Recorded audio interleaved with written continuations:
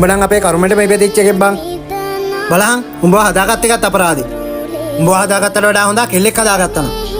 බලහන් රටට වැඩකුත් නැහැ ගෙදරට වැඩකුත් නැහැ. උඹ ආයේ ගෙදර එන්න එපා. ඵලයන්. එහෙම කියන්න එපා තාත්තේ. තාත්තේ උඹ මට ආයේ තාත්තා කියන්න එපා. සමහර විට ඔයා කියන කතාවත් ඇත්ත වෙන්නේ නැති තාත්තේ.